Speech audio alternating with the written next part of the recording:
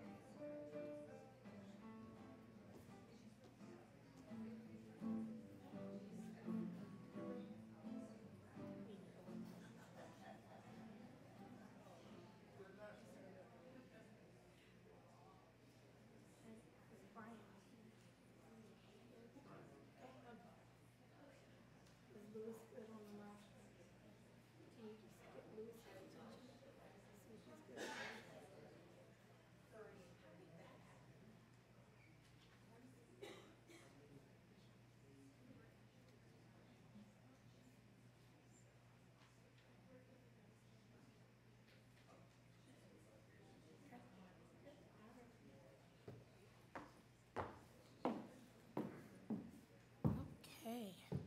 Good afternoon. If I could ask everyone to please take their seats, we're going to get started.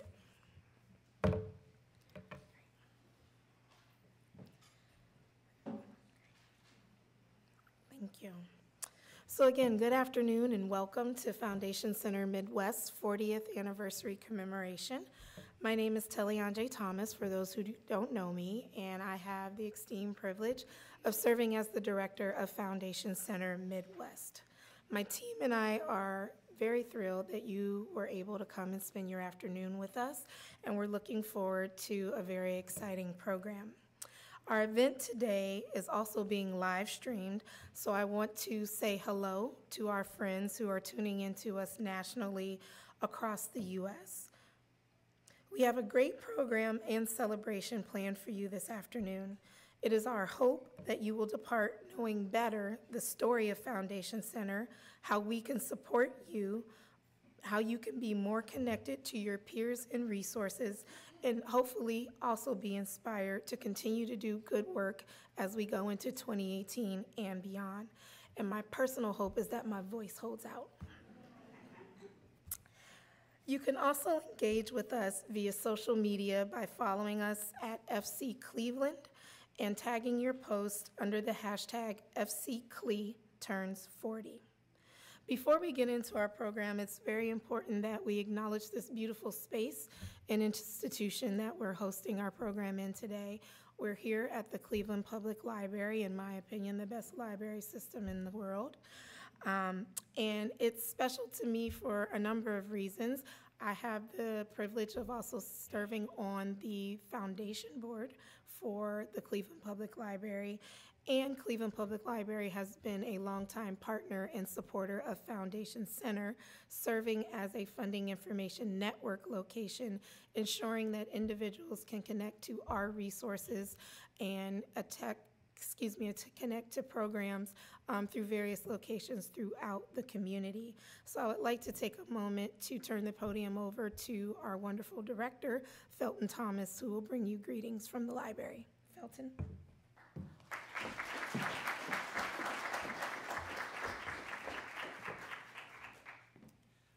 Well, good afternoon, everyone.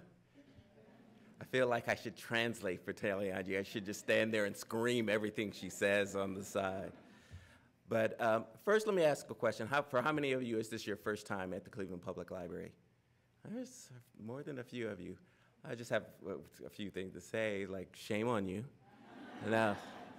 No, in essence, Cleveland Public Library is one of the great institutions. It is the third largest public research library in the country. Between this building, our main building right there, and our 27 branches, we have some of the great collections in the world. We have the largest collection of material on chess in the world, and we're often ranked, as we were last year, as the 4th best library system in the country. So we hope that you continue to, for those of you who have not been here before, come and visit us. If you have a chance, when there's the reception, go inside. Right next to us is an award-winning tech center and makerspace that if you're looking for gifts to create for your family for the Christmas season, that you can do right with us. And then one mini commercial to say, this Saturday from 10 to 5, if you want to looking for something to do with your families, we're having a mini maker fair, which will feature every one of our floors with folks doing creative things that make the city better. So welcome to all of you here. Thank you to our friends at the Foundation Center, and have a good day.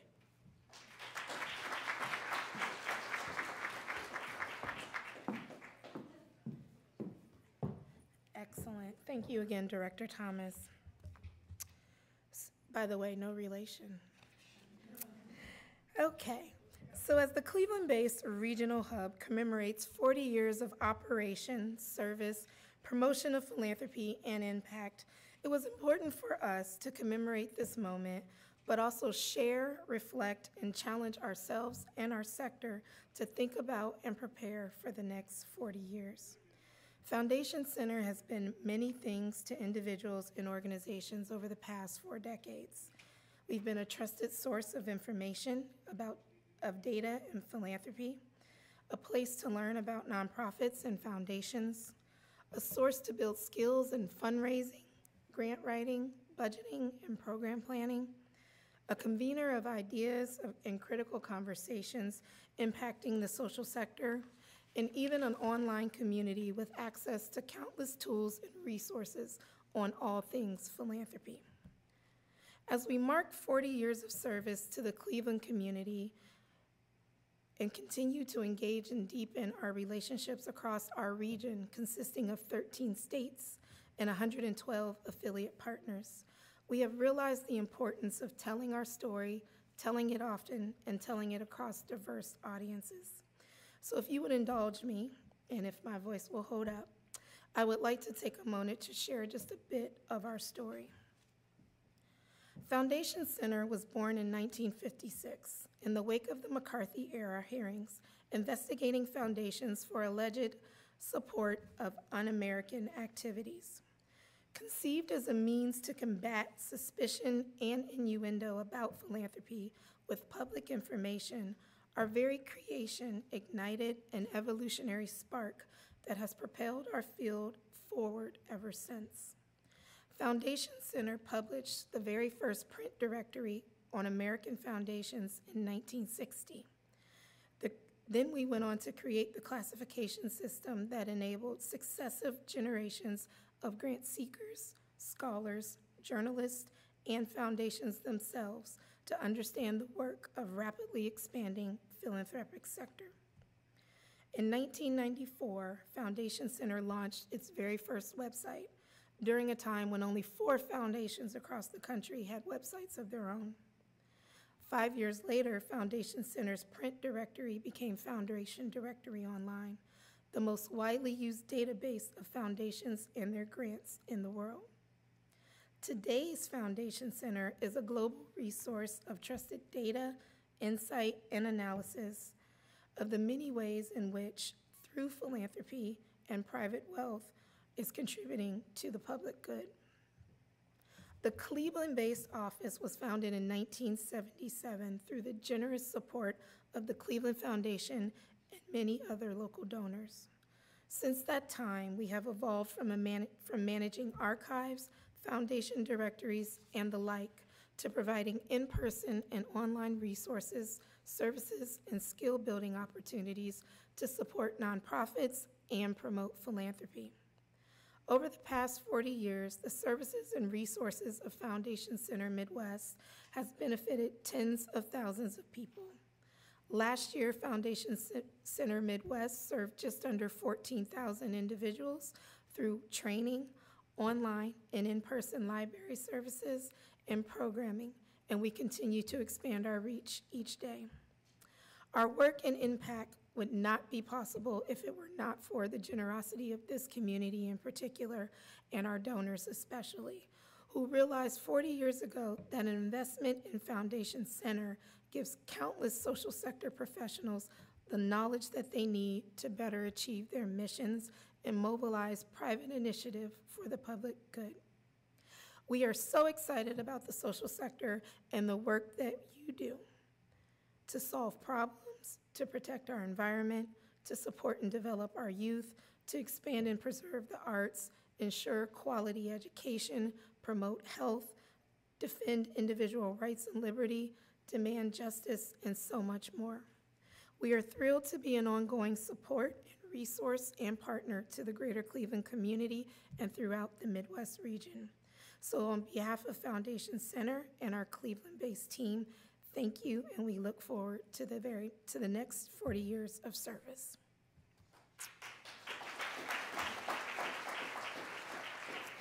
Wonderful. So again, for those joining us either online or here at the Cleveland Public Library, welcome. And so we're going to get our celebration started. Next, we're going to have a special message from our president, Brad K. Smith, which will be shared by David Holmes. And followed by that will be a special performance powered by philanthropy's investment in the local arts, featuring the Cleveland Classical Guitar Society.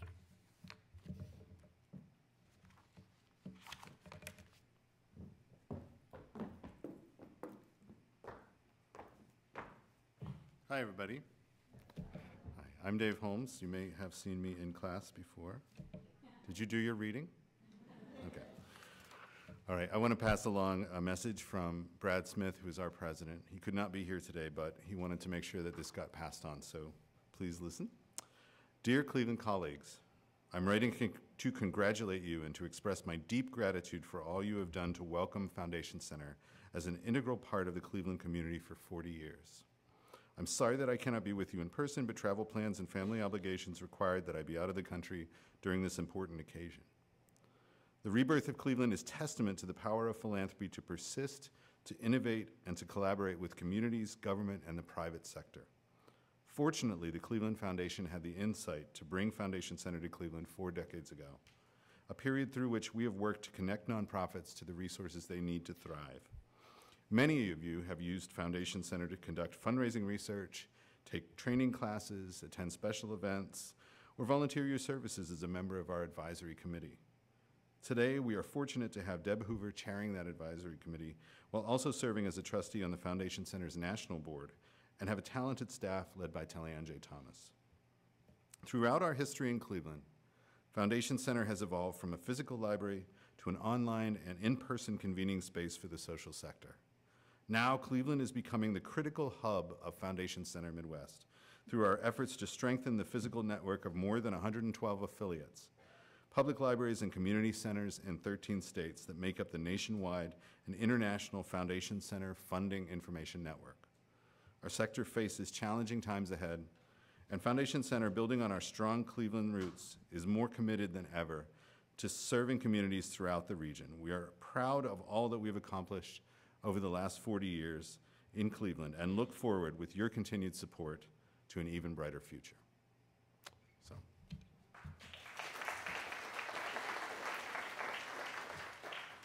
I'll pass along your applause to Brad. We're going to give the Cleveland Classical Guitar Society just a second to set up. In the meantime, I'm just going to recognize that there are a number of former Foundation Center Cleveland/Midwest employees in the audience. You want to wave? Cindy Bailey is out there. Hello. Hello, Cindy. Cindy is our former executive director. Who else is here? Where's Jessica? I'm going to embarrass Jessica. She was one of our assistants who worked here for quite a while. And is anybody else here that used to work here? Anybody here who actually does work here right now? So we have a large staff, and I hope that you guys get a chance to talk to all of us when we have the little reception. So, you guys about ready? I'm going to move off and let these guys do. I want you to welcome to the stage Alana Colvin, Damian Goggins, and Chad Seiler. They are students from the Cleveland School of the Arts and the Cleveland Classical Guitar Society. They're going to give a special performance. So we're going to hear from one of each of them and then a little trio performance. So thank you.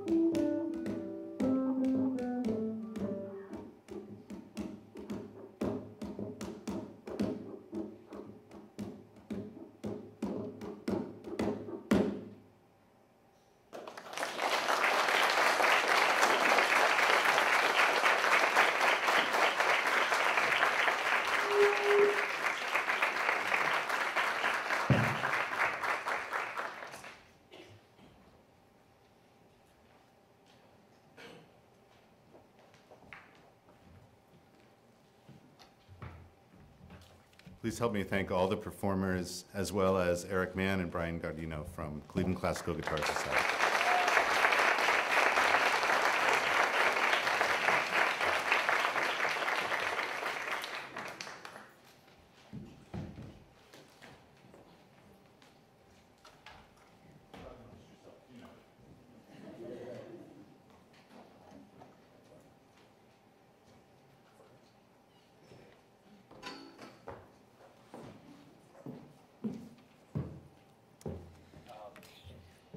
So as we're doing a very quick stage change, again, thank you to our wonderful young people from the Cleveland School of the Arts and the Cleveland Classical Guitar Society for that performance. All right. So moving right along, for our 40th anniversary, we decided to embrace the theme of doing good better. We see it both as an aspirational goal and a challenge. The social sector is such a critical part of our region.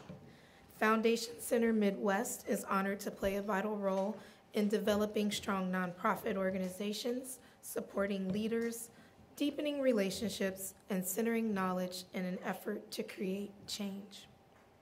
Yet we recognize that our work, your work, occurs in an environment full of complexity, including politics, need that in many cases outpaces available resources and capacity, culture, and disruptors like technology, millennials, and globalization. So how do we remain effective, especially as the issues we seek to address in the communities that we want to serve are a tapestry of diverse people, ideas, race and ethnicities, varying degrees of economic backgrounds, a mix of gender identities, language, and so much more. As importantly, why should diversity, equity, or inclusion matter to philanthropy? Today, we are joined by our special guest, Floyd Mills, Vice President of Diversity, Equity, Inclusion for the Council on Foundations. The Council is a nonprofit leadership association of grant-making foundations and corporations. It provides the opportunity, leadership, and tools needed by philanthropic organizations to expand, enhance, and sustain their ability to advance the common good. The Council empowers professionals in philanthropy to meet today's toughest challenges and advances a culture of charitable giving in the U.S. and globally. Floyd comes to us from the Council most recently from his role at Baker & McKenzie LLP, where he spent the past 8 years as the North America Director of Diversity and Inclusion. He brings almost 20 years of experience as a diversity practitioner, developing and implementing diversity inclusion planning across multiple industries, and a very strong background in strategic planning, pipeline management, diversity planning, and metrics and curriculum development. Floyd provides leadership in developing and implementing strategic initiatives that work to support the Council's goals related to diversity, equity, and inclusion. Would you please join me in giving a Cleveland welcome to Floyd Mills.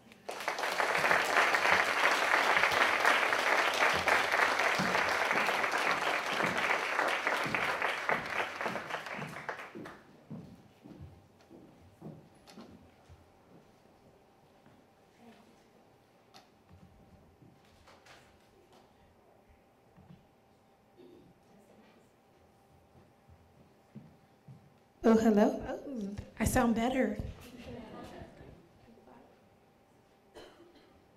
Okay, so we wanted to keep this conversational, and as Floyd and I were preparing to have this conversation, I think the realization was that a discussion about diversity, equity, and inclusion can be big, and it can be wide, and it can be deep, and it can be broad. So we did our best to try to focus a little bit around some of the emerging issues and themes that we have been seeing, hearing, and experiencing in the field, and wanted to bring that conversation into this room. So while he and I are up here on the stage kind of engaging in a dialogue, please know that we want you to be part of this conversation as well. So again, you have the opportunity to connect either through our Twitter feed. Again, the hashtag is FCCLE turns 40, and we will take a few moments to also bring questions and comments into the conversation as well. Okay? Great. All right, Floyd. So again, welcome. You've had about 24, 36 hours in Cleveland, give or take, and the weather hasn't been too frightening. Right. So we're glad that we can at least give you a warm weather welcome as well. But as far as your role at the Council on Foundations, it's just been about a year for you. So first impressions, what are your thoughts? Right. So first, let me just start by thanking you all for having me, and certainly to Taliaje for the invitation to be here today. I am humbled to be here as the guest speaker, so I truly appreciate that. I started with the council about a year and a bit ago, May of last year, and in fact, I started last year when we hosted our annual conference. What was then an annual conference in Washington, D.C. And my debut, as it was, at the council was to attend the conference and literally to be in the member meeting for that lunch. Before I started with the council, in fact, officially, I was still working for Baker at the time. We were near to where they were hosting the conference, and they asked me to sort of show up for that day for lunch, just to sort of say hello and to meet some people. It was lunchtime, so I ran from the office where I was working to the conference, did a quick hello, and then went back to my office at work, at the law firm. They didn't know I'd done that, so it was kind of on the down low. But it was but that was my first sort of walk into the council's experience and sort of what they did as an organization. And fast forward to April of this year, and it was sort of about a year in, we hosted our conference again in Dallas. Seeing the conference from behind the scenes, or behind the curtain as it was, an entirely different experience, right, in terms of seeing sort of the operations and seeing sort of what we were doing and why, and meeting the people and the players who were involved. It's been, as I mentioned last night, it's been a humbling experience. So I come to the council from a law firm where we're doing diversity work, but the business case, as it was for diversity, equity, and inclusion, was very different. In fact, it was diversity and inclusion. We didn't really speak to equity in the legal circles. And the focus was really more about the diversity of the talent pool of attorneys who are sort of going to work for the law firm and coming to the council and having discussions around diversity, equity, and inclusion. They are broader, right? And they tend to be oftentimes much more rooted in themes of justice, and it's much more about the demand by the client for a diverse talent pool. It really speaks to themes of cultural competence and equity in terms of grant making, community representation, and so many more themes than what we explored in my previous role. So it's been a great welcome and an amazing learning curve, I will be honest, as well, because it's been very much a new area of work for me. Great. Well, again, welcome, and we're delighted to have you as part of the sector. So I guess it would be important for us to not get too far in the conversation with putting a little bit of framing around diversity, equity, and inclusion, because as I said, it can be deep and wide and complex and maybe even a little scary. And both of our organizations, really support the sector through building capacity overall, and we approach that in some similar ways and in some complementary ways. But if you could for us, can you kind of just frame for us or define for us diversity, equity, and inclusion? Yeah, so I think we at the council have defined these terms, and we had an event a year and some odd ago with an HR community where we set out to intentionally define diversity, equity, and inclusion in lengthy definitions that were probably too long for the audience here, and certainly too long for me to memorize by just the words of it all. But I think in terms of this conversation, I was recently at a foundation in Washington, D.C. area talking about exactly this topic. And we described diversity, or I described diversity as sort of the mix of the people at the table, if you will.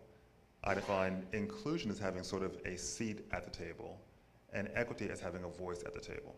Right? And so in that sort of at least definition, or at least in that version of definition, I saw heads nodding in terms of I get what that means, and I get the difference between diversity and inclusion and equity.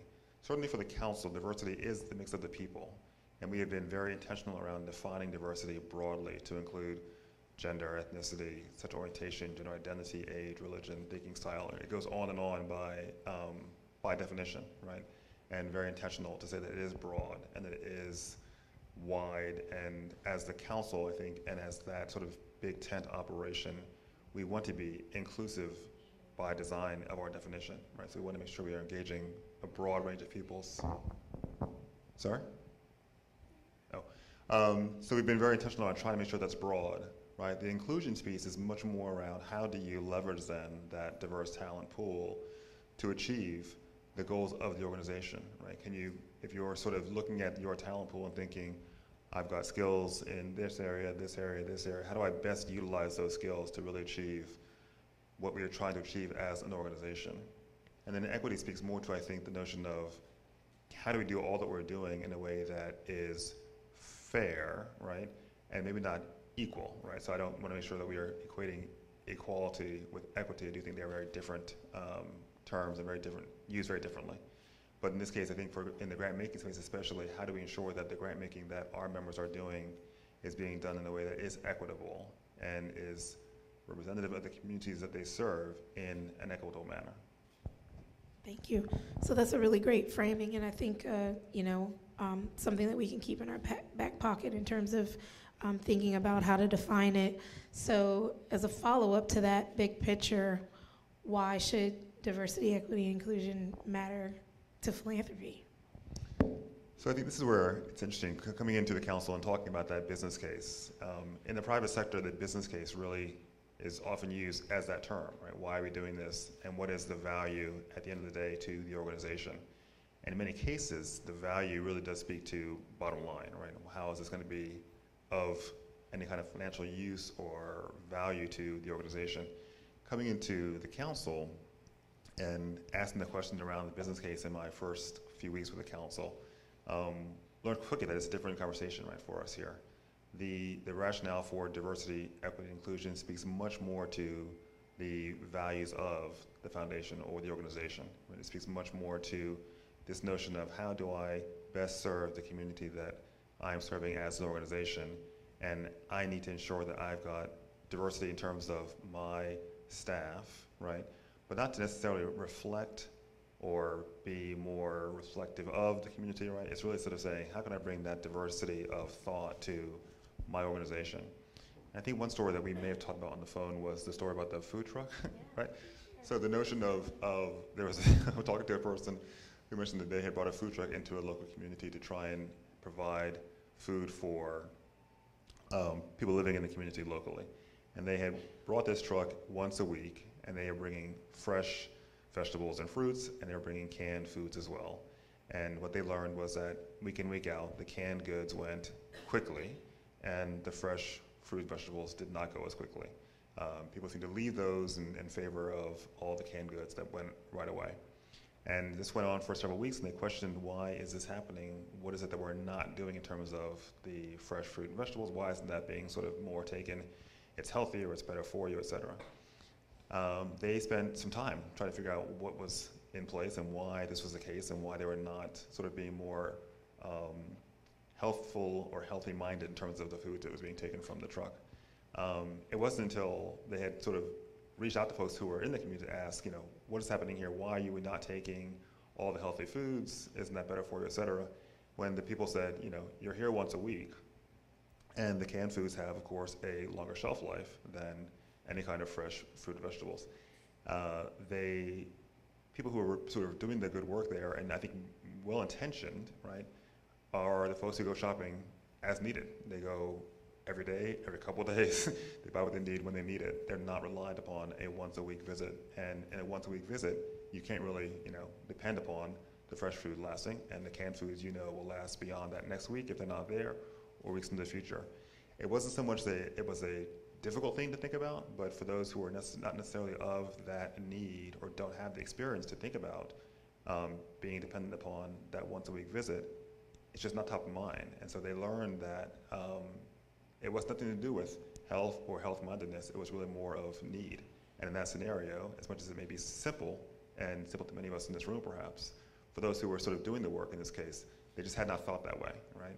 And I think bringing in a more diverse team that maybe has folks either from the community or folks who are from a different, perhaps, circle, might have been able to sort of crack that nut a little easier, a little sooner than those who were in the case doing so this time around. That's a great story. I remember that conversation, and I think it is just a perfect demonstration or illustration, I think is the better word, of how that comes into play. So thanks for sharing that. So as I shared earlier, we as a team decided to embrace the theme of doing good better for our 40th anniversary.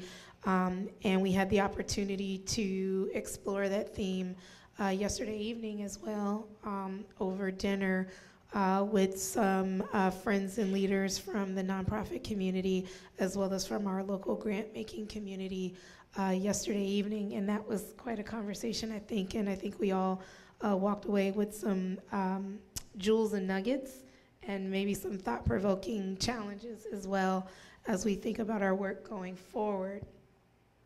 With that said, in the book, they talk about effective altruism and give a framework, if you will, to kind of evaluate if philanthropy or if the investment that you're making is actually translating into good for society. And one of the ways that they talk about qualifying that or determining that is asking the question, how many people benefit and by how much? That notion of benefit comes up a lot when we think about the issue of equity in particular. And so I was wondering if you could just share with us from your lens and your perspective, what do you think we're getting right in philanthropy when it comes to that question, who's benefiting and who isn't? Where do we have opportunity to get better? And any suggestions on how we get better? Okay. So I think this is an interesting question from my perspective, working for the council, right?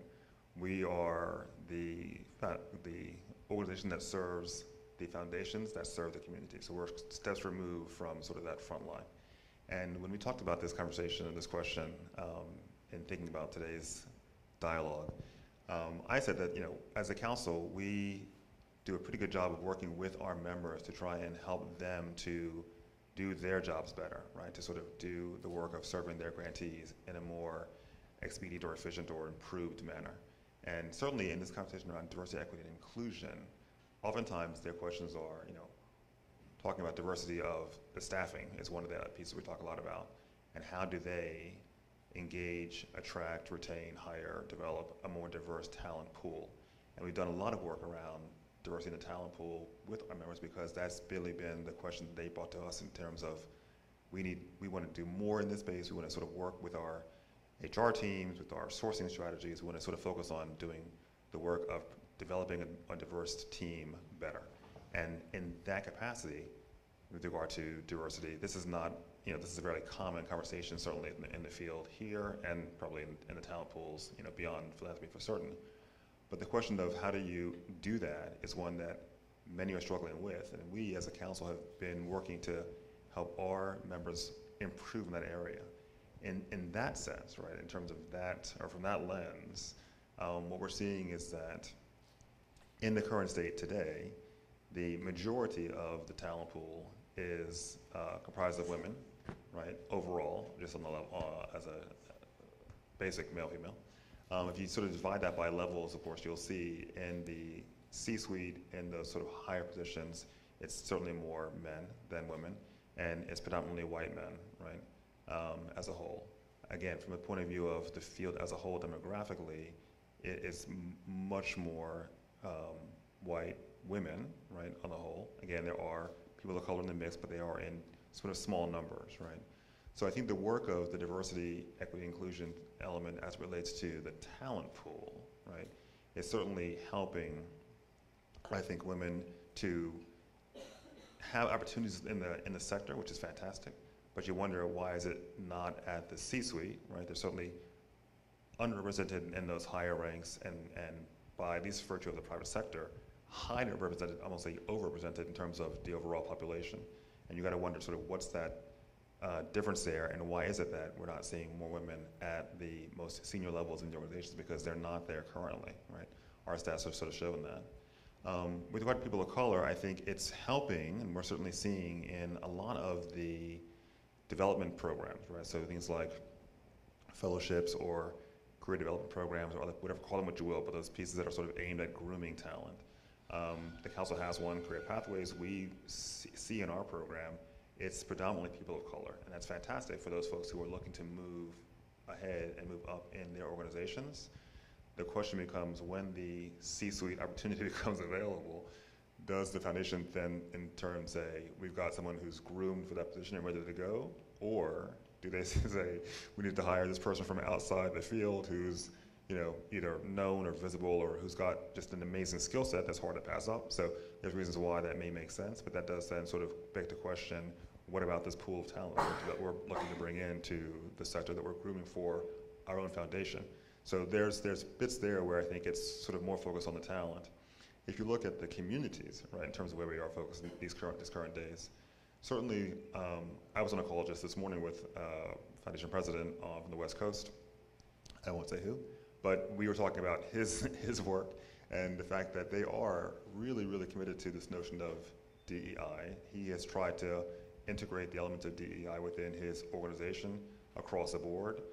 He's tried not to bring in a diversity director because he wants the idea of the accountability and responsibility for diversity to be spread across everyone in the organization. So it's not sort of one person's job, i.e. me, but instead it's going to be sort of everyone's role to take on this job and make sure that it's everyone's function and everyone's responsibility at the end of the day.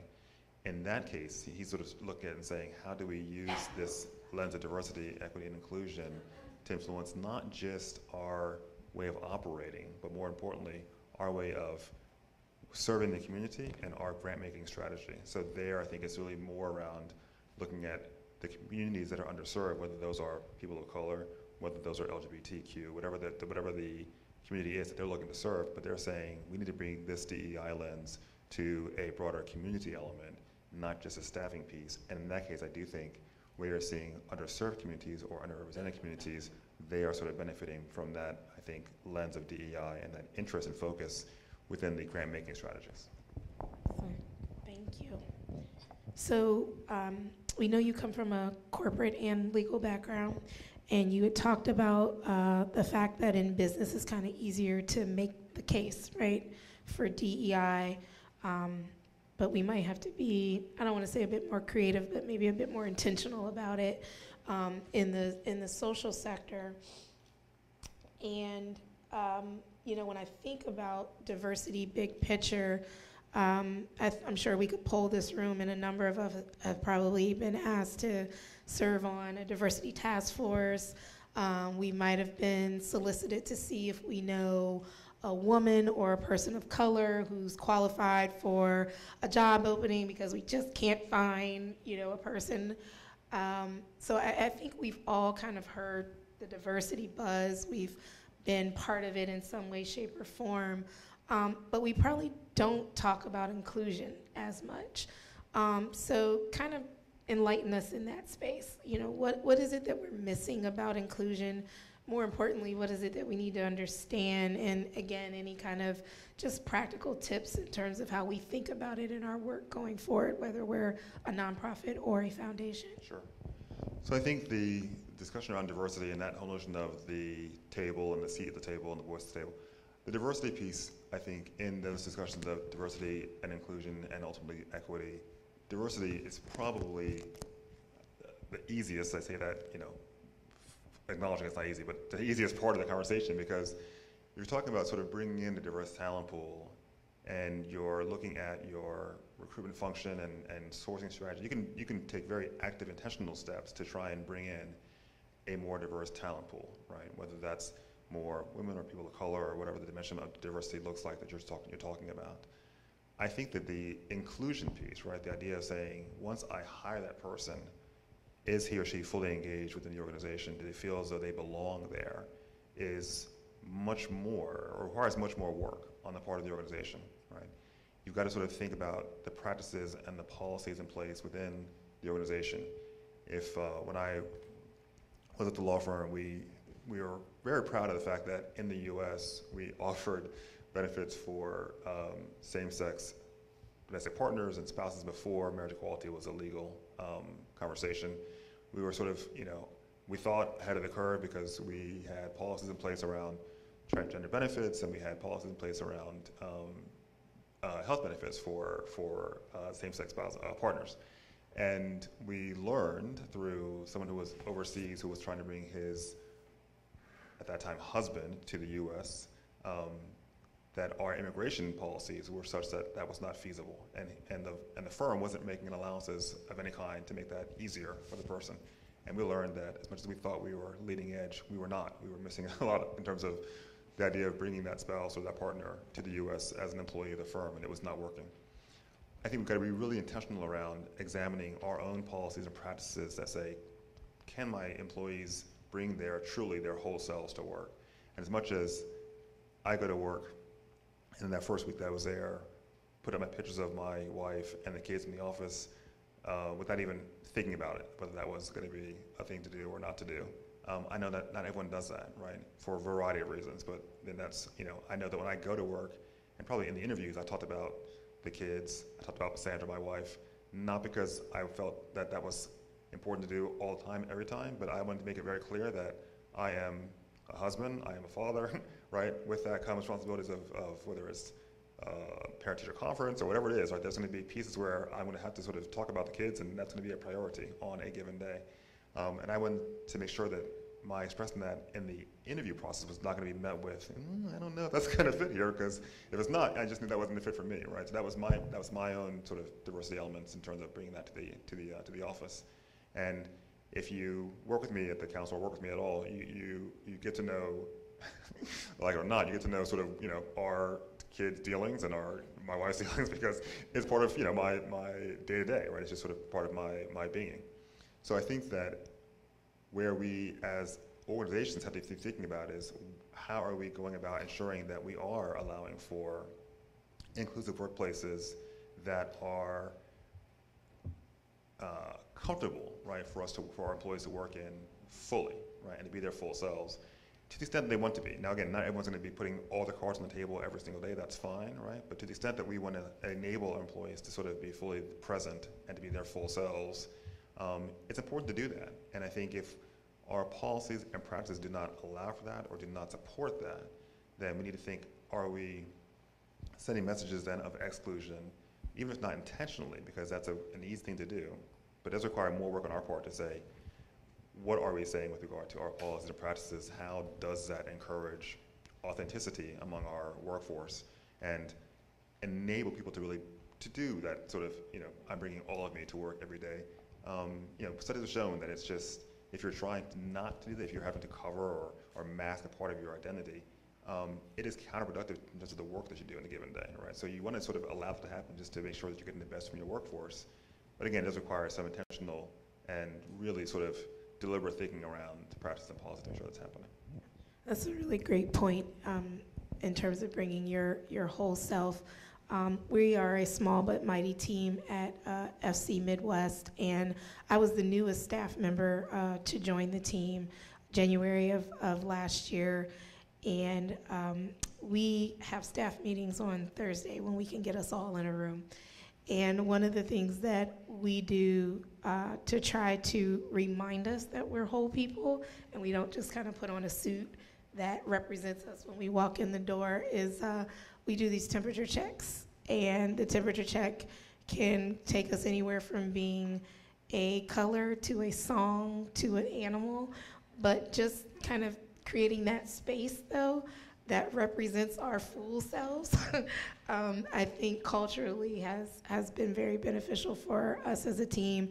And then that's reinforced by the values and the principles of the organization and some of those structural policies that you spoke to. So I really appreciate that. Can I just give one quick story on that? I think that at the council, we've really tried to do this, right? To say we are going to be an authentic place of a workplace, and we want our employees to sort of be fully engaged and be themselves and all that kind of thing. I do think that with that there comes some element of responsibility on the part of the employee, right, to recognize what that means in terms of being my authentic self and being genuine at work. So years ago, I was working in a place where I had been working there for several years, and it was a pretty buttoned up kind of place, right, in terms of the org culture. Not necessarily one where they encourage a lot of meetings where you talked about a song or being animal. That would never have happened there at all. But I'd been there for probably 6 years and felt as though, I had done this look enough, right? The dark suit, the white shirt, whatever, every day, and I was sort of whatever. It was a Friday, and I was late to get to work and in a rush to get to the office. And so I literally threw on some linen smocky top thing and ran to work. And I got to the building, and my team, I walked in the door, and they were like, looked at me like, what are you doing? And I said, what? I asked questions like, what do you mean? And of course I knew what they meant exactly, but they said, what are you wearing? I'm like, I'm wearing like a shirt, right? That most people would wear anytime, any day, but whatever. But in that moment, it was met with like this shock of, oh my goodness, this is crazy, right? It's still me, right? I've been there for years. They knew what I could do. I felt as though my credibility had been, proven. I did the job. I knew what I was doing, the job, whatever. That was the easy part, right? But suddenly this break the mold of come to work in this, linen top, which again was not this by any stretch of the imagination. I knew that going into it, but it was there. It was easy. It was ironed. I was ready to go. So I threw it on and ran. But the reaction that I got at work was just shocking. And this is ages ago, right? And in a time where I think we were a bit more conservative and maybe not as focused about bringing your whole self to work, right? But I think in that moment, I sort of liken that story to the story now where, if someone's coming to work and they're going to put up the picture of their partner, or they're going to talk about the fact that there is a disability, and they're going to have to really sort of put that out there in a way that's not necessarily the norm, right?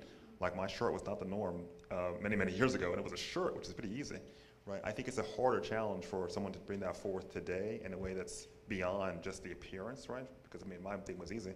But for those who are really sort of having to say, can I be my full self at work? It's not an easy thing to do. And so I think to the extent that we can make that easier for our people to do that, either through cues of just full acceptance, or again, policies and practices, or the sign on your door that says something about inclusion or all welcome, whatever that symbol is.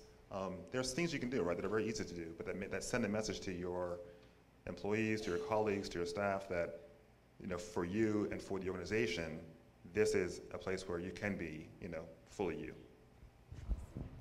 Great. Well, we're going to check in with you and challenge you to pick a song in a while. Well, we're almost done, but it wouldn't be right if we didn't take a moment in this conversation to kind of acknowledge where we are presently in society and all of the complexities that are swirling around us. We could probably describe this as an unprecedented time of sorts, but maybe not. There seems to be some elements of history that are showing up here. But philanthropy has been such a long part of our history of who we are as a country, as Americans, of how we care for one another.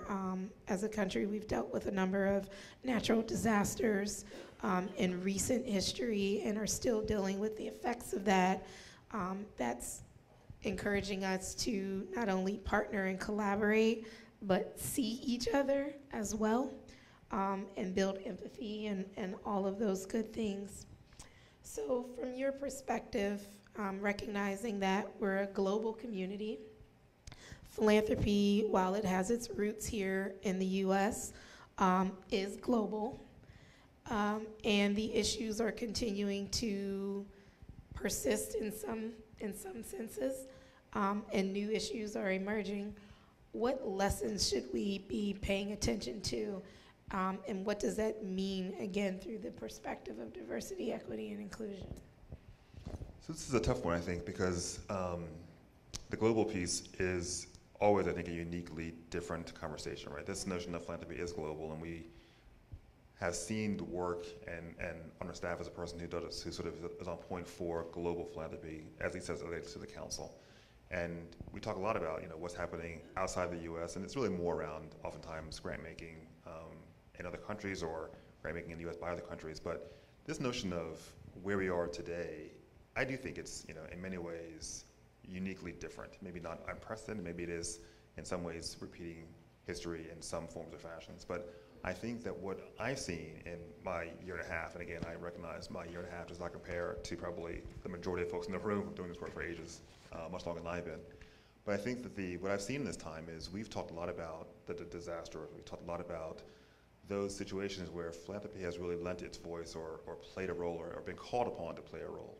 And in some of those cases, right, as we look at this, you think about what's happening when we had the Polish shootings in Miami, when we had the shootings of black males and black people in the US. We saw disasters in Europe, we saw disasters in the US.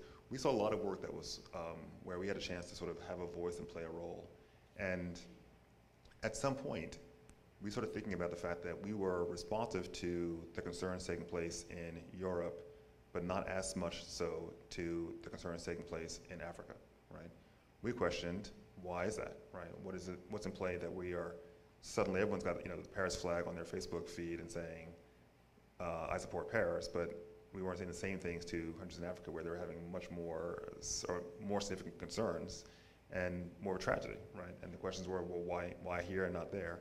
I think for us as philanthropy, I think we have to sort of try and keep that global mindset in play at all times, right? And not think of it just as what's happening in my community, but sort of what's happening around the world. And I think as much as it is easier to say, I'm attached to what's happening here in Cleveland or in DC or in whatever city we happen to be based, that's where I think you are either most affected, most supportive, most engaged, most involved, because you are there, and it literally is your community. It's literally your backyard in those scenarios, right?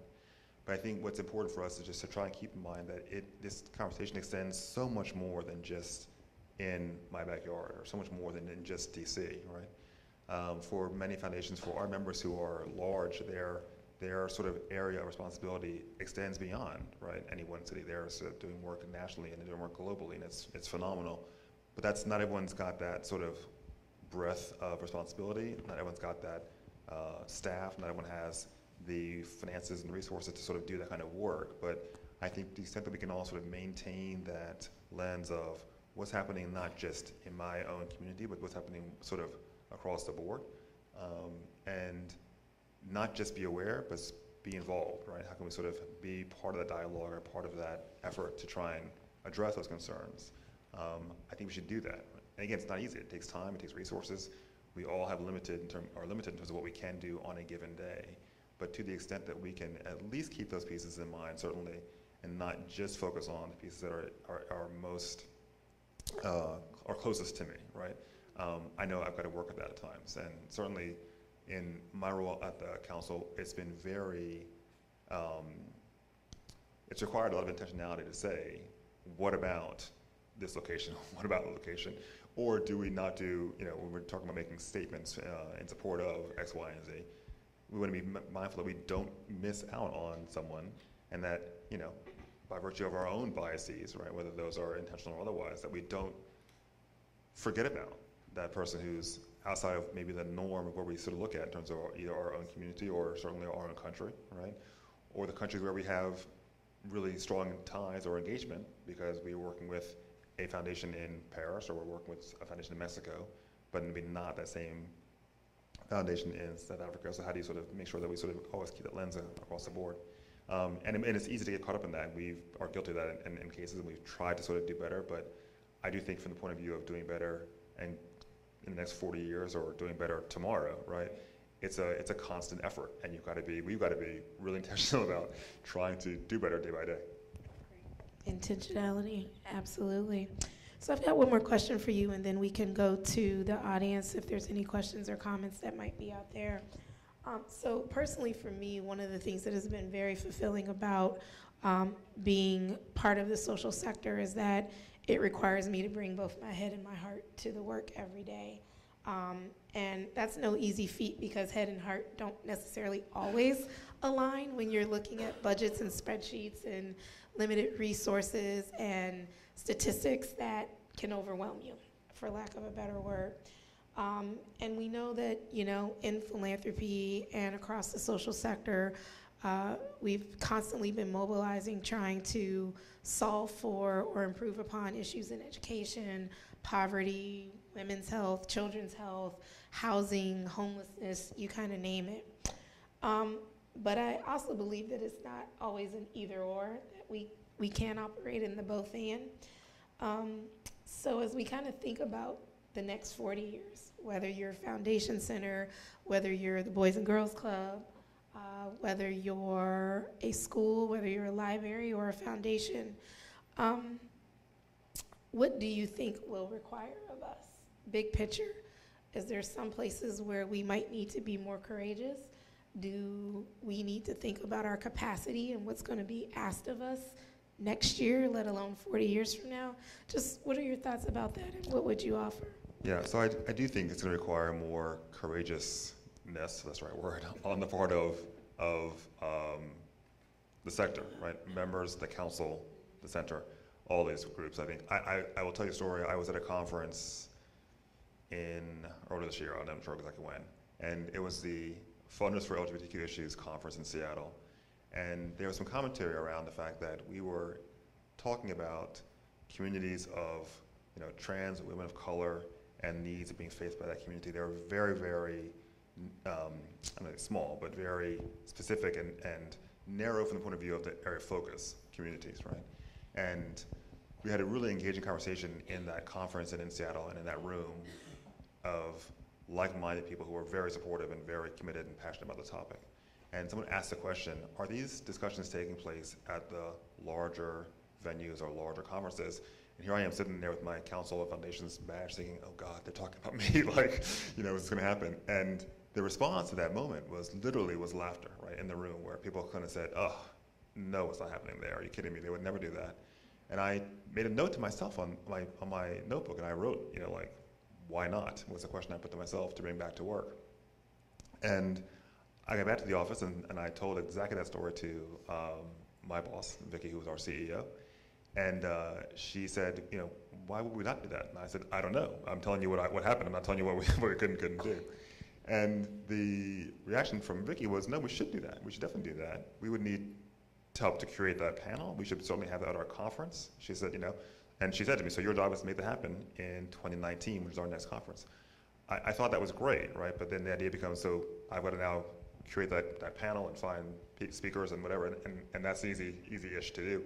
But I was really excited about the fact that that is something that we had not done before. I don't think out of interest, I don't know if we'd been asked, I don't know if we said no, I don't know the backdrop. Again, my year and a half in, it's an easy out for me to say, well, I wasn't there then, I couldn't tell you what happened then, but I know going forward, there's interest in that, right? And I think to the extent that we as a council can try and play a role to help to elevate those conversations that are not taking place or have not taken place yet or need to take place, right? That big tent forum where we've got 1,000 people in town for a few days talking about these matters of importance with regard to philanthropy, we can certainly play a role in that.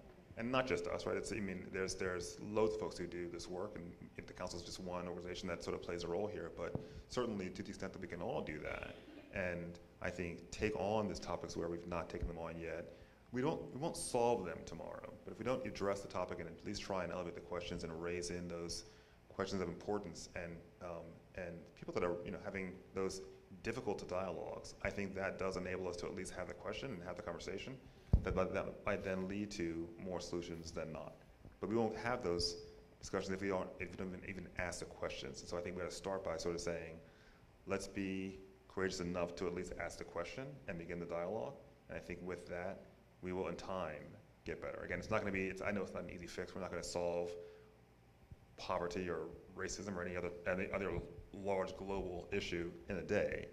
But I think to the extent that we can work on those things together in a way where we are engaging people who have ideas, who have maybe different ideas, it lends itself to, I think, the end of those isms, right, or hunger. I mean, again, not tomorrow, I get that, but I think over time.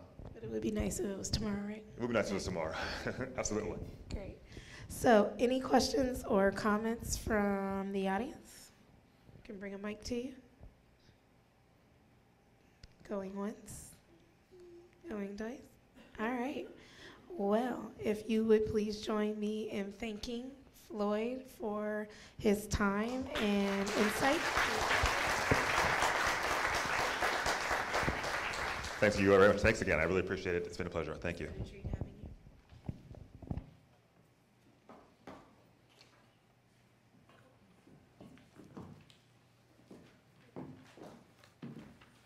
you. Okay, we are getting ready to wrap up, so I'm going to turn it to Dave, who's going to bring up our storytellers.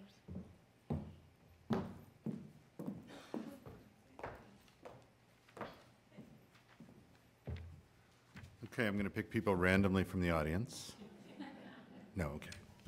No, we're going to bring up a couple of storytellers because we really want to hear the stories from a couple of different people about their work with the Foundation Center and how it has affected them. So our first storyteller is Sally Franey. Sally is a reference librarian at the Public Library of Youngstown and Mahoning County and serves as the Funding Information Network Supervisor, ensuring access to the Foundation Center resources for the Youngstown and Mahoning County community. So first, let's please welcome to the stage Sally Franey.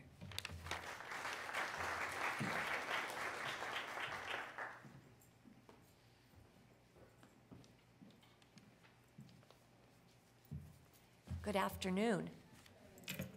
The Youngstown Public Library has had a great partnership with the Foundation Center since 1993. Our library's assistant director was aware of the Foundation Center's work and the need in the community for the information the Foundation Center provides. She prepared a proposal and gathered letters of support from community leaders, and we were accepted into what was known at the time as the Cooperating Collection Network. And this began our relationship with the Foundation Center Midwest in Cleveland. I consider myself to be one of the luckiest librarians in our system because of the guidance and support the Foundation Center Midwest provides. We have a wonderful business and investment center, a strong genealogy collection. We work with patrons in our community to develop resumes so that they can apply for a job. There are business organizations like SCORE that collaborate with the Business and Investment Center. Our genealogy librarian has genealogy associations for conferences. All libraries have websites for program ideas. Ideas can be shared at professional meetings. Databases have tutorials. None of these collections have the support that our collection, the Grant Center, has. I can call the Foundation Center in Cleveland when I need assistance, and I do. When my predecessor left the position in 2001 to open a branch of the library, she suggested I get in touch with the Cleveland staff. They would be a great resource. I took advantage of that advice, and soon after I went to Cleveland. I viewed the library, I met the staff, I attended trainings. I've been to Cleveland on a number of occasions for training and networking meetings with other collections in the Midwest region. The staff knows us, they visit our libraries, they refer patrons to our collections. They connect new funding information partners to visit established ones. The Foundation Center staff has come to Youngstown on a number of occasions, and they've done some pretty outstanding trainings for nonprofit patrons. One of the first visits to Youngstown Public Library was a number of years ago. The Foundation Center had a new product, and that was Guide to Ohio Grantmakers on CD-ROM. Dave Holmes demonstrated the product, did some searches relevant to Youngstown, engaged the audience, and gave away several copies of the CD. The room was full, everyone was having a good time, and they came back to the library to use Ohio Grantmakers. Times have changed, technology has improved. We no longer rely on Guide to Ohio Grantmakers for information. What hasn't changed is the support and training that the Foundation Center provides. The lead staff at the Foundation Center Midwest have extensive real-world experience in fundraising and the philanthropy field. They also live in and know Northeast Ohio community. Youngstown shares many of the same challenges as Cleveland. Last week, I was at the Foundation Center for a 3-day proposal writing boot camp. Dave Holmes, Brian Schultz, and Taliange Thomas conducted the training. I learned so much, and I had a really nice time. I came back to Youngstown with a deeper understanding of the process, ready to share the information with my library patrons. Foundation Center Midwest has come through for me in other ways, too. I'm a member of the Mahoning Shenango chapter of the Association of Fundraising Professionals, and I've called on the staff, including Cindy Bailey, on several occasions to come to Youngstown and present at these programs, and they've been really well received. Technology has changed the way we deliver and receive information, and it will be interesting to see how this trend continues. But there is certainly something to be said about personal connections, and I look forward to a continued partnership with the Foundation Center Midwest. Thank you very much.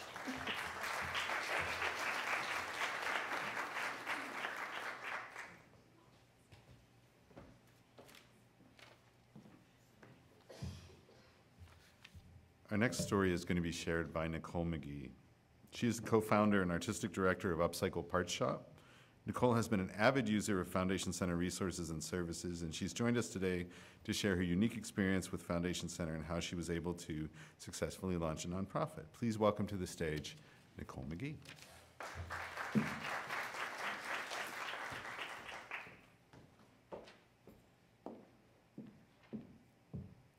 Hi, everybody.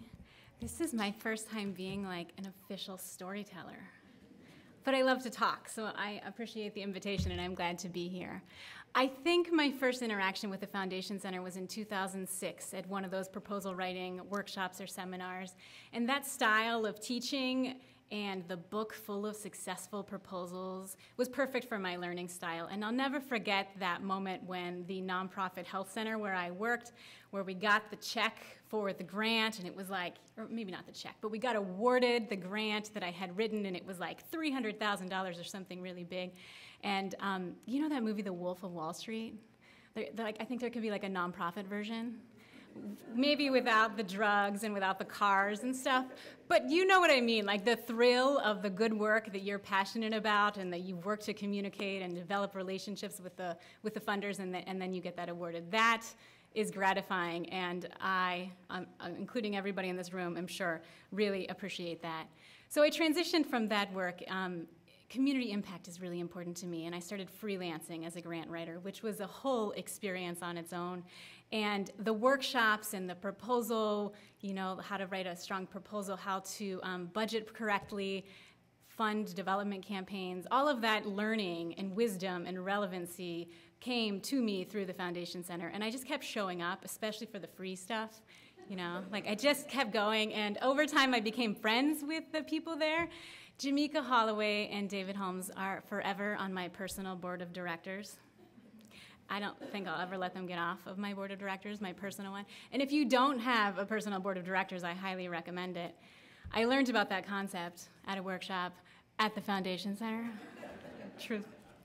I've always been an artist, and in particular to me, what motivates me is the waste stream and creating beauty and economy and creations from materials that are finished with their first life, that are otherwise recycling or are just done with that first process, but are not waste and are not toxic and are available all around us.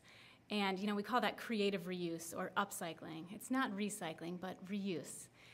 In 2013, I had a great opportunity to write a proposal with St. Clair Superior Development Corporation, and we collaborated to pitch an idea to a collaboration of funders called Art Place America. Our concept was strategically sort of working on revitalization in a neighborhood, creative placemaking, where we would work with people who already live and work in the St. Clair Superior neighborhood to be part of the future of that neighborhood, and using upcycling as a creative invitation to be part of it, to work with what's already around us. And we got funded. So now, the keystone of that project was Upcycle Parts Shop, which is a place that we envisioned and that it has now been open for 3 years. It's where people bring in donated materials that are finished with their first life, and we get industrial supplies and individuals bringing their extra yarn. We have so many binders, if anybody needs binders. So we use this material creatively to sell it for very low cost, and to use it for creative programmings where we work with people throughout the region. Cleveland Public Library is a great partner of ours, and we love more partners. It's very fun to do this creative engagement work of inviting people to come over and stop, pause for a moment in your day and craft with us. We do that with over 3,000 people a year. And that alone, you know, research tells us that creativity is important for our brains and our psyches and our moods. That's compelling. But to do that with materials that are otherwise finished with their first life, that are maybe plastic bottles, cereal boxes, leather scraps, extras, and work with communities, include especially low-income communities, when people feel that they might need something. They might need to go to a store, or they might need other things, but to be able to share a message. It's not just about this thing that we're making. It's not also, I mean, it's also compelling, but not just about the neighbors you might be meeting or the police officer you're crafting with. All of those are compelling, but then the broader message that if you can make beauty from this thing that already exists, it was already in your recycling bin, or you already can get it from your neighbor, where else is there value in our lives around us? It's not something we need to consume. It's already maybe available. So that paradigm shift is part of what makes our work at Upcycle Part Shop so exciting. And part of what strengthens our model, where we call ourselves a social enterprise. In 2014, we got to be part of the inaugural class of Sea Change, which stands for Social Enterprise Accelerator Program, and one of the key partners was Foundation Center. That was a program that continues in partnership with the Business of Good Foundation, Hispanic Business Center, and others, and it's about businesses with social impact, and my personal flavor and favorite, nonprofits that act like businesses, or try to. I really can't get enough of that, and we don't know how to do that effectively, but we're trying, and we're stronger than ever at it. And you know, it's an area for growth for all of us, and it's exciting to say that we have an impact and that we are making money, and that as we grow, maybe beyond our 3 years, we'll get closer and closer to self-sufficient. We're aiming for around 60% earned income for 2018. And that's a good goal for us. We sell our materials, as I said, and we do lots of programming, and it keeps us busy. But we're also lean and very scrappy, so we're doing as much as we can. But it's institutions and resources and assets like Foundation Center that have really primed us and continue to be relevant and consistent and available and accessible, so that we continue to learn how we're doing, what we're doing, how to do it better, who we can connect with. So we've so far diverted 17 tons of materials, and we right now have a volunteer work party in case anybody wants an after party. That's where I'm going after this. And our mission is to provoke creativity and promote community through reuse. We like to say that we are creating less waste and more art at Upcycle Part Shop, and we invite all of you to join us. So our website is available, upcyclepartshop.org.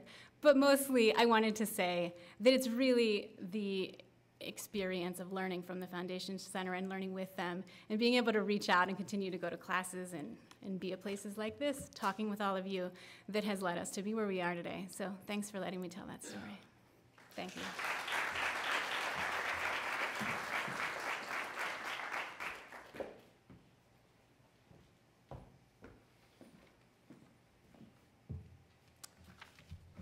There is no way we could adequately share the impact of Foundation Center without our final storyteller, Robert Jacquet.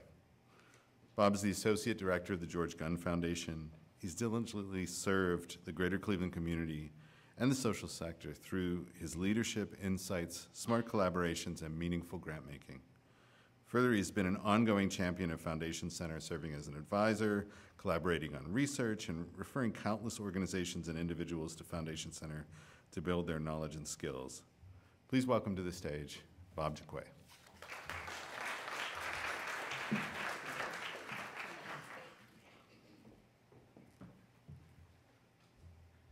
Good evening, everybody. I'm really pleased to be here. It's an honor for me to share my story at the 40th celebration of the Foundation Center of Cleveland.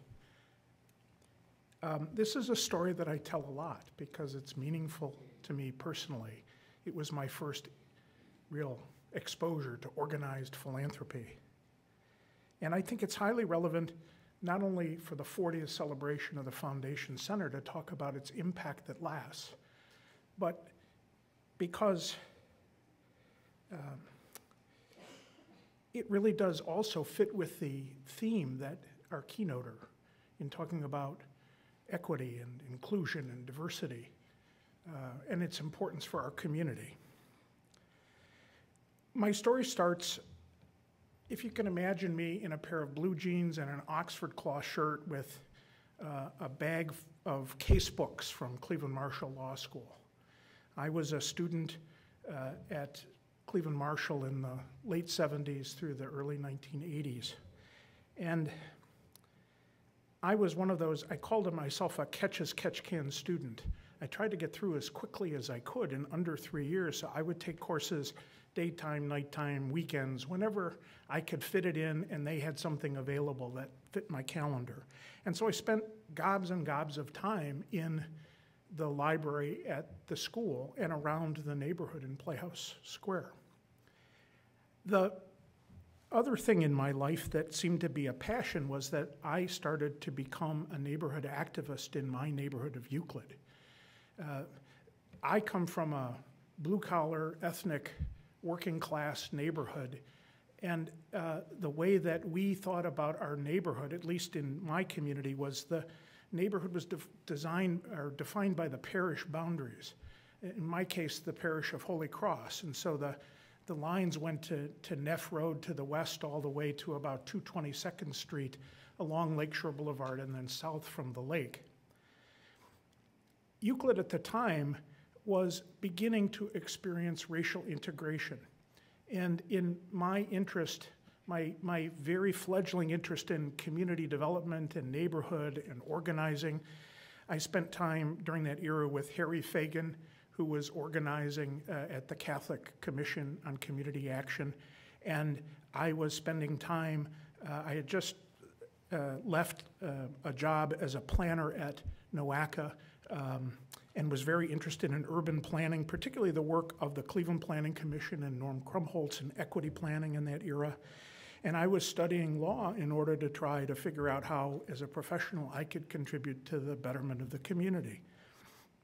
Well, in Euclid, I got involved in the Community Development Block Grant Program years 1 through 5. Now we're into years, 40-something. The Roman numerals that HUD uses to describe the years of the program would look like the entablature in an old, classical-styled building.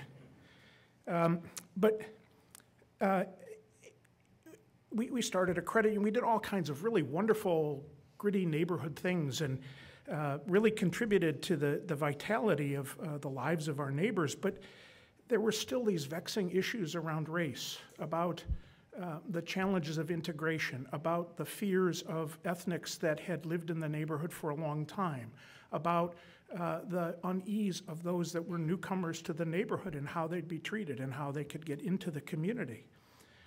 A couple of the pastors of some of the churches in our community approached a couple of us that they thought could help them put together a group to ease integration, to try to strive to build lasting, sustainable diversity, to find a way to create dialogue that would bring about a peaceable change and hopefully some lasting diversity in the community. And from those early conversations, we met in the parish room at the Epiphany Church on East 210th Street and Lakeshore Boulevard. It's a beautiful old white colonial-looking church and still exists today. You can go by it any time.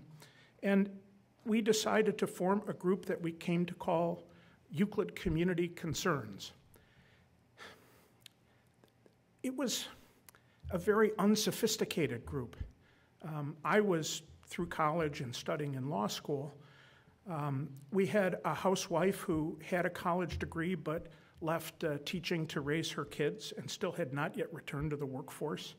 A fellow who was a professional printer. And we were kind of the three mainstays, the ringleaders of this fledgling group. Because I was so close to downtown, I was given the assignment to try to explore the prospects for us to gain funding.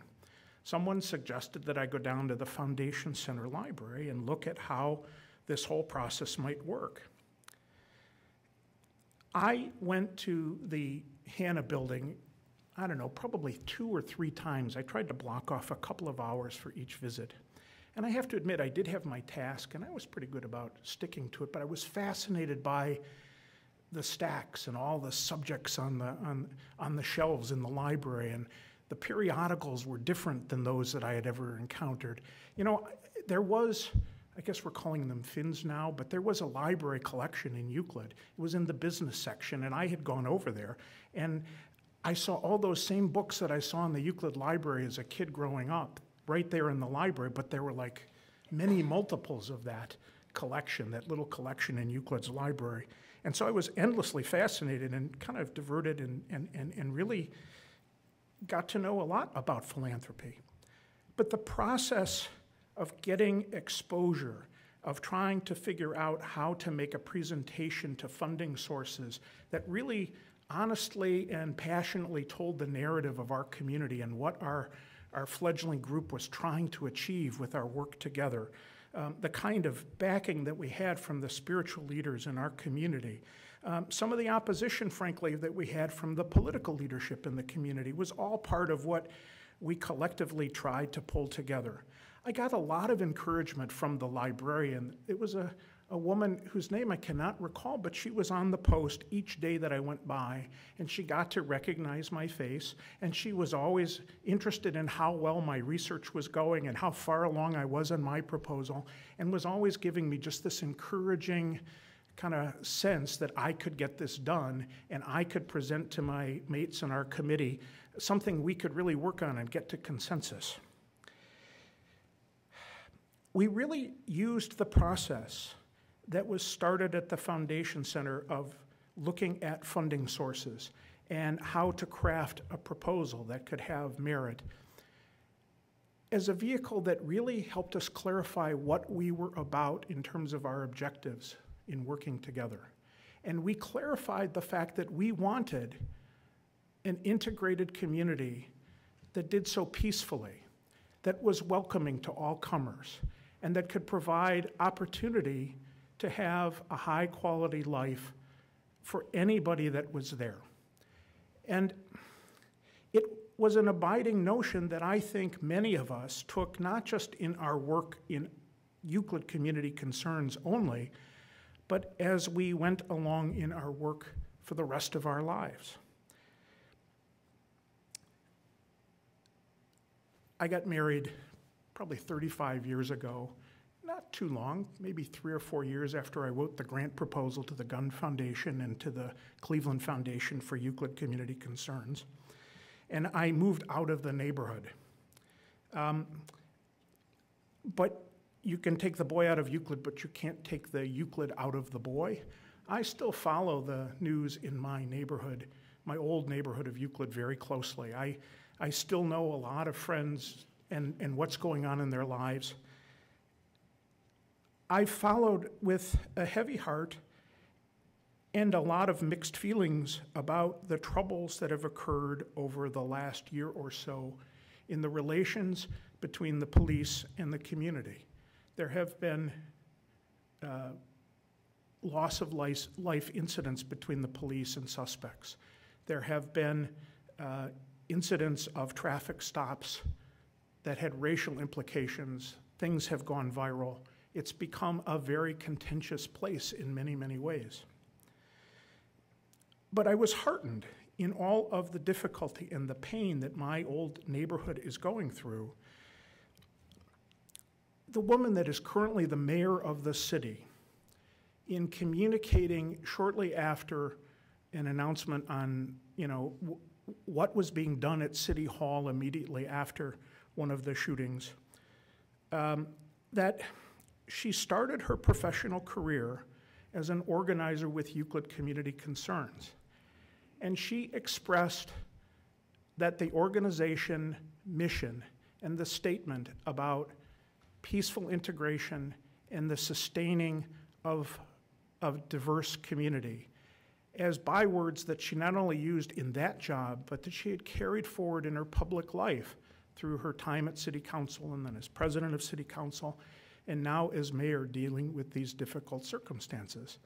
And a lot of the techniques that we tried to develop as people listening to each other and trying to find ways to work together to create environments that were welcoming and that brought about real community were things that she was trying to bring to bear in the immediate crisis of her community and in her role as mayor. My point of this is that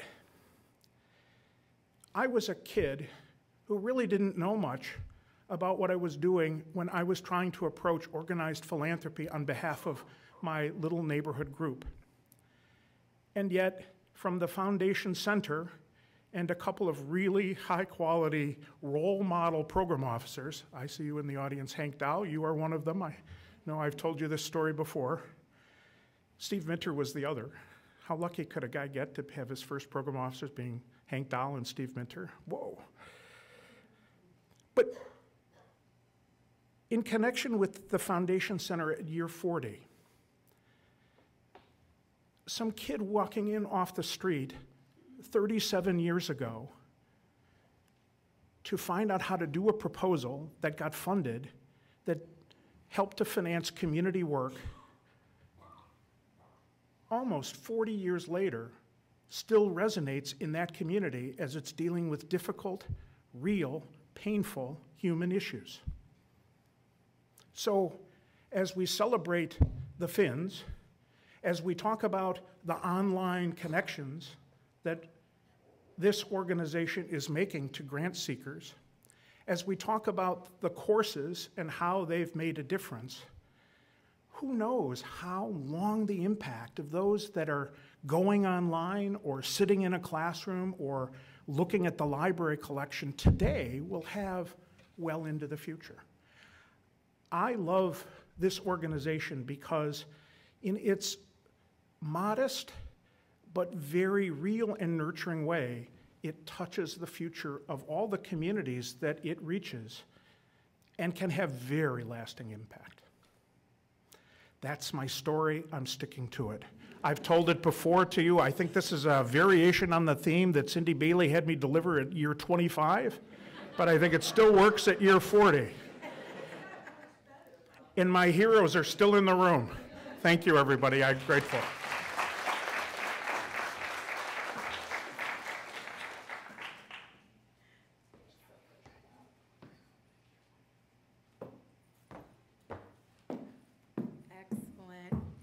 The home stretch, and I'm just so grateful that Sally and Nicole and Bob could share their personal story and experience to help us punctuate what Foundation Center is, its impact in our community, and how it's still continuing to support organizations and communities across the region. So please join me again in thanking Sally, Nicole, and Bob. Right. So there's only one or two things we have to do before it's time to eat cupcakes and to socialize. But I must take a moment out to first and foremost thank my team.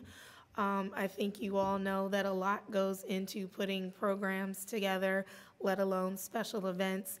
And I am very fortunate to be part of a team that is small but mighty and that is deeply passionate about the work that we do. So I want to thank Dave Holmes, Brian Schultz, Joy Lowry, Natalie Jamoya Wilson, Sarah Crane, for just being an awesome motley crew.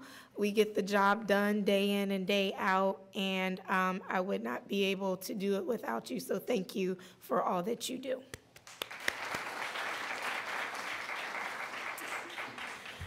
We also wanted to share as a small token the book, Doing Good Better, again, keeping in line with the theme that we embraced for this year. And so when you came in, you did receive a lovely red raffle ticket. So I'm going to pull 4 I'm going to read the numbers, and if you are the winner, you can redeem your brand new copy at the registration table during the reception. Okay, winner number 1. 9372784. Are you in the room? let's do that again. 9372784. Anyone? Going once? Going twice? Nope. All right, I'm gonna pick another. 9372775. Okay, Jerome, we got one winner. Great. Our next winner, 9372768. Perfect. And Ket. 2 more. 9372762. All right, keep it coming. I don't know you, but I look forward to meeting you. And our last one is 9372719. Oh, we were on a roll. 719? Okay, I'm gonna pick one more. 9372755. Perfect, great, all right. So just see us at the registration table and we will gladly give you your books. No, don't put them in. Great, excellent. Okay, so to bring our program for the afternoon to a close, we wanted to bring someone who has been very special to Foundation Center, who is a tremendous leader in this community, and who also shares a special connection with our organization.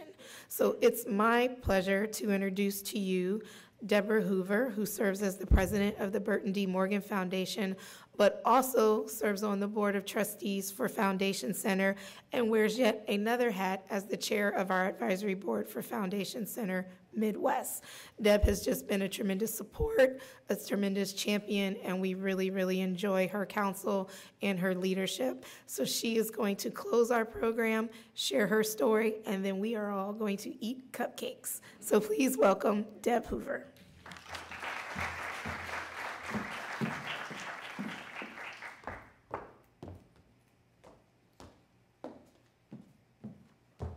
Thank you, Taliange. And I won't take long because I'm certainly not going to stand in the way of people having their cupcakes. So as Taliange said, I'm president of Burton D. Morgan Foundation, and I've been in that role since 2007. So for me, this is a really perfect fit for me as a place in my career. It's allowed me to make a real difference for the dreamers and the doers in our community as we pursue our entrepreneurship mission. But I'm not going to share my whole life story tonight, and I do have a point. I literally trace the origins of my very rewarding career in philanthropy back to Foundation Center. Surprisingly, I didn't start out in college with the goal of becoming a foundation president. In the early 1980s, I was in law school in Washington, D.C. Because I was rather an unorthodox law student, I was taking a year-long class in museum studies taught by a man named Alan Olberg, who was a member of the Smithsonian's legal team. He was a really great professor, and I learned a lot from him. He took us all over the District of Columbia to learn about tax-exempt organizations, museum law, and yes, philanthropy. So one evening, he took us on a field trip to Foundation Center. For me, this was a brave new world. It tied together all that I was learning about the tax-exempt world, and it opened up a whole new vision for me about my future career options. After graduating from law school, I did practice law for a while. This was sound advice from my mentors at the Smithsonian, but I was later to return to the grant-making world. Upon moving to Ohio in the 1990s, I was fortunate to find a job with the GAR Foundation. I was so happy in my new role as a program officer. It was really just perfect. But after just a year on the job, as luck would have it, our family, for my husband's job, we were transferred to Australia. So we packed up 3 small children, gave our beloved dog to our closest friends, and set off for Down Under. While we were there, we traveled a lot, seeing all parts of the incredible Australian continent, a really just amazing experience for our family. And I also greatly enriched my international experience by working in development for a nonprofit. And then in the latter part of our time there, launched a community foundation in our small town. This was called the Ballarat Foundation. So to be successful, I needed support, and I found it in Melbourne, a short train ride away. A collection of Foundation Center materials housed at Philanthropy Australia came to the rescue. I was able to collect the data points and information I needed to successfully position the campaign for the new community foundation. The Ballarat Foundation, when established in 1998, was one of the earliest community foundations to be established in Australia and continues to grow today. When we came back to the US after 3 years, I returned to GAR and later shifted to Morgan Foundation. My journey came full circle when I joined the Foundation Center Cleveland Advisory Board about a decade ago. In 2014, I was asked to join the National Board of Foundation Center, and I now serve as an ambassador for an organization that provides critical research and data infrastructure for the nonprofit sector. Through board service, I'm meeting incredible people from all around the world, learning from their experiences, and finding ways to bring ideas back to our region. Because our Foundation Center is really a global entity, it's never static. It is constantly transforming itself as a dynamic and trusted resource for the dreamers and doers who work in the world of social entrepreneurship. It's truly an honor and a privilege to be part of Foundation Center's story, and I'm proud to represent our region in that role. And I have to say, our region is extremely fortunate to serve as a Foundation Center hub for the Midwest. I commend our team here in Northeast Ohio for all that they do to support the sector here and across the region. And I'm personally grateful to Foundation Center for helping to launch my career in philanthropy and supporting me all along the way. So today, I wish our Foundation Center here in the Midwest and our awesome team a very happy 40th anniversary.